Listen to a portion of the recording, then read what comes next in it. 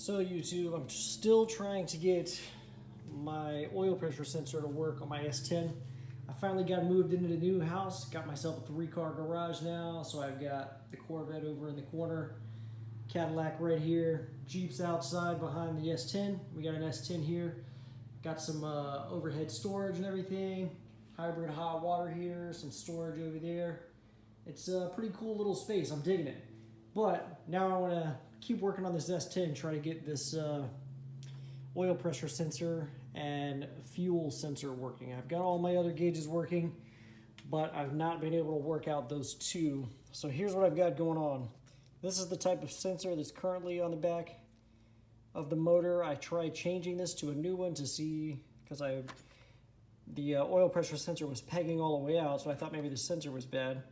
But I replaced it, and it's still doing the same exact thing. I've done a little bit more online research, and apparently this is a 98 that had the 2.2 liter engine in it before. Apparently what I've got to do is wire this sensor, which is the one that came off the 4-cylinder, I just bought a new one of those, directly to the plug that came off the wiring harness, which was this one. And this sensor goes directly up to these two plugs here. I apologize for the lighting, but there should be a tan wire there that goes up to the gauges. So that's what I understand now to be how I need to do it.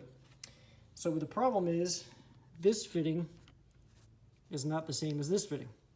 So I bought this adapter on Amazon. I think it was like 13 bucks shipped. What it does is gives you this thread to go into the block, and then this thread, which threads onto here. Sorry about the camera angle there. But basically you thread that onto there, and it allows you to put this sensor where this sensor was supposed to thread in. So that's basically what you've got there. And this convenient tool that I bought on Amazon actually fits both of them. So it's just big enough to house both. So as you can see, again, I apologize for the camera angle. I'm trying to watch what I'm doing and watch the camera. So see, that fits in there, but also this one does. So it's pretty convenient. See, fits right in there. So there's a torque rating on this, max torque 45 foot-pounds. Only tighten the creed seal with something. I haven't read all these instructions yet. But you've got the little crush washer in there as well. So I'm going to put this, I'm going to remove the other sensor that's in the engine. I'm going to put this in place, tighten it to the proper torque rating, and then I'll install the sensor. And then I'm going to wire this up and see if I can get that oil pressure sensor to finally work. Hey look everybody, finally a valid oil pressure reading.